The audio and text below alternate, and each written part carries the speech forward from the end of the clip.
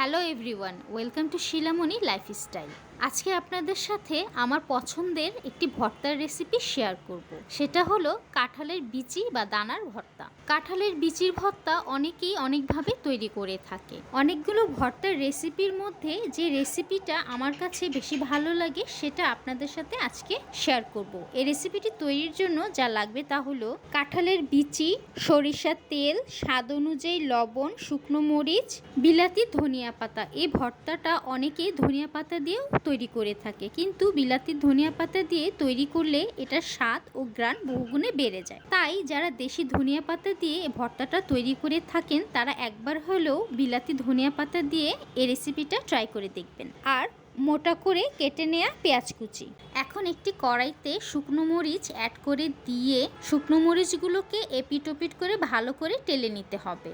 দেন সে একই কড়াইতে কাঁঠালের বিচি অ্যাড করে দিয়ে খুন্তি দিয়ে নেড়ে ঢাকনা দিয়ে ঢেকে রেখে দেবো 6 থেকে 8 মিনিটের জন্য। 8 মিনিট পর ঢাকনাটা তুলে আবারও খুন্তি দিয়ে নেড়ে দিয়ে ঢাকনাটা আবারও ঢেকে রেখে দেবো 6 থেকে 8 মিনিটের জন্য।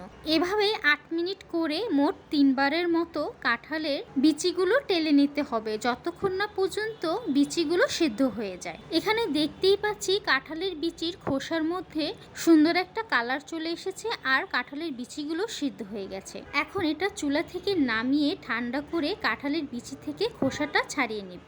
দেন শিলপাটায় কাঁঠালের বিচিগুলোকে ভেঙে সামান্য পরিমাণ পানি অ্যাড করে দিয়ে আলতো করে বেটে নিতে হবে। এখানে যে বাটা মশলাটা দেখতে পাচ্ছেন, এখানে প্রথমে লবণ, শুকনো মরিচ, বিলাতি ধনিয়া পাতা অ্যাড করে দিয়ে ভালোভাবে বেটে দেন এর মধ্যে মোটা করে কেটে রাখা পেঁয়াজ কুচি অ্যাড করে দিয়ে আলতো করে বেটে নিতে হবে। এখানে মনে রাখতে হবে পেঁয়াজগুলো যেন একেবারেই পুরোপুরি বাটা না হয়, সামান্য পরিমাণ আস্ত যেন পেঁয়াজগুলো থাকে, এতে করে ভর্তা বানানোর পর খেতে অনেক ভালো লাগে। ভিডিও স্ক্রিনে দেখতেই পাচ্ছেন পেঁয়াজগুলোকে কিভাবে বেটে নিয়েছি। আধা ভাঙা করে বেটে রাখা কাঁঠালের বিচির মধ্যে বাটা মশলাটা অ্যাড করে দিয়ে ভালোভাবে হাত দিয়ে মেখে নিতে হবে। এরপর এর মধ্যে অল্প পরিমাণ সরিষার তেল অ্যাড করে দিয়ে আবারও ভালোভাবে মেখে পছন্দ অনুযায়ী বড় বা মাঝারি আকারে ভর্তার গোলাকার শেপ করে নিতে হবে।